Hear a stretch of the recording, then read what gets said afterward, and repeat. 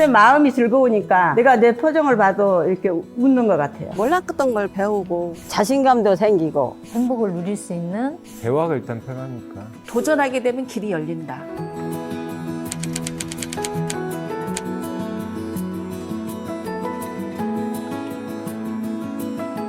복지케어과는 사회복지 경영과와 아동보육 상담과 두 개의 전공으로 이루어져 있는 학과입니다. 국가 자격증을 취득할 수가 있고 아동보육 2급 그리고 사회복지사 2급 자격증을 딸 수 있는 그런 학과입니다. 전공은 1학년 1학기 때는 공통으로 운영이 돼서 어떤 전공을 해야 될지 고민해 볼 수 있는 시간을 드리고 1학년 2학기 때부터 각각의 전공을 선택해서 가시게 됩니다. 저는 이제 복지에 대해서만 한 줄 알았더니 영유아에 대해서도 공부를 해요. 사실 나는 애들을 한 번 안아주지도 못했어요. 저는 이제 가게 일을 하고, 그러니까 대학을 다님으로써 우리가 이제 배우고 보니까 이걸 안 배웠더라면은 평생 모르고 그냥 지나갔을 거 아니에요. 가족복지론 공부할 때 제가 치유가 되는 그런 것을 상담을 공부했을 때 그리고 내가 치유가 되고 행복해야만이 노인들을 그렇게 대할 수 있을 것 같은 생각이 들어요. 국가가 국민의 최소한의 기본적인 것만큼 또 향유해야 될 거를 책임져야 된다는 그 항목은 전적으로 동의를 하는데 이걸 교수님이 거침없이 얘기하는데 되게 재밌어요. 언어가 아직은 어렵고 빨리 그거에 익숙해져서 이쪽 세계에 빨리 들어와야죠. 과목마다 교수님들이 너무 전문적이신 분들 같아요. 수준이 굉장히 높으시더라고요. 내가 어머 이렇게 수준 높은 과목을 제가 공부해도 될까? 내가 이걸 할 수 있을까? 이렇게 공부하면서도 그런 걸 많이 느끼거든요. 사회복지 분야는 정말로 공부를 많이 해야겠구나 그런 생각이 들었고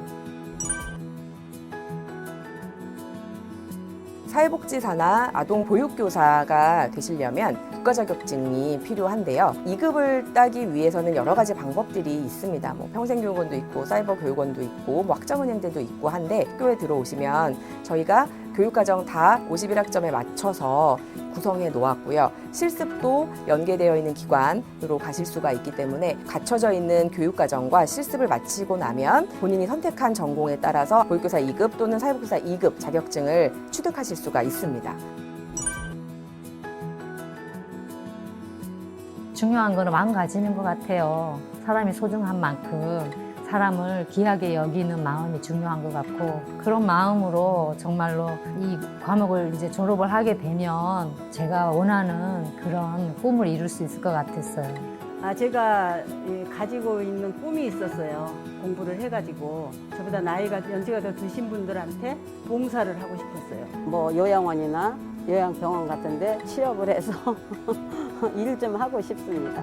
그러니까 여기 2년을 졸업하면은 교수님께서 말씀하신 대로 여기 1학년으로 들어갔는데 제가 다시 저는 그 3학년을 인정을 한대요. 그래서 2년 졸업 4학년이 되고 학사가로 봤는데요. 그래서 저는 1급 시험을 봐서 바로 요양원을 크게 말고 일단 조그맣게라도 요양원을 빨리 운영을 하는 게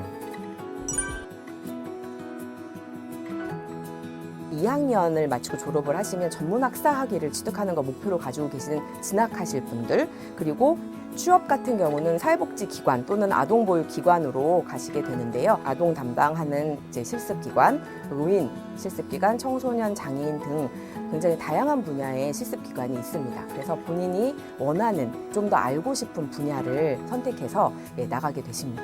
창업 같은 경우는 노인 장기요양보험 시설들이 있습니다. 예를 들면 재가센터라든지 주간보호센터라든지 또 요양원이라든지 이런 것들을 창업하실 수가 있게 되어 있어서 창업을 꿈꾸시는 분들도 꽤 계십니다.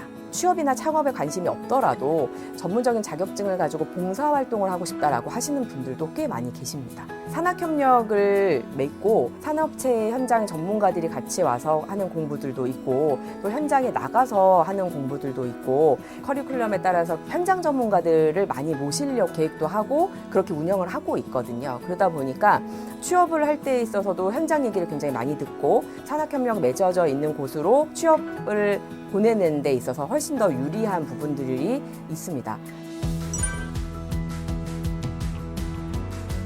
우리 자식들이 그래요. 엄마, 할머니 더 젊어진 것 같아. 그러면서 우리 손녀가, 애손녀가 누가 할머니 절세 70대라고 못 본다고, 안 본다고. 사회에 나와서 이렇게 친구들 만나고 또 공부하고 이러면서 활발해지고 많이 젊어졌다는 느낌? 공부를 하면서 많은 걸 저를 돌아보게 되고 자존감이 없었는데 자존감이 높여지고 그런 게 있었어요.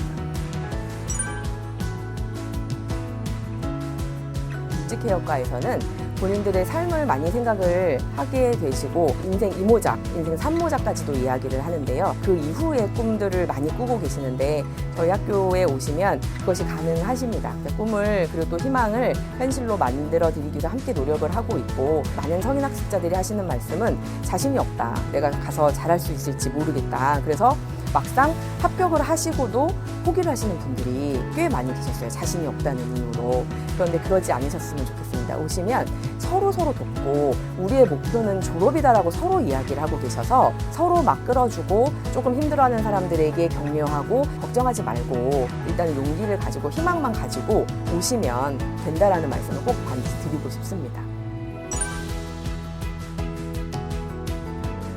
재능대학교 오시면 새로운 세상이 보입니다. 망설이지 말고 도전하게 되면 길이 열린다. 처음이라서 어렵고 힘들겠지만 그래도 용기를 내서 용기가 안 나면 도전 또 도전해서 한번 시작해보라고 하고 싶어요.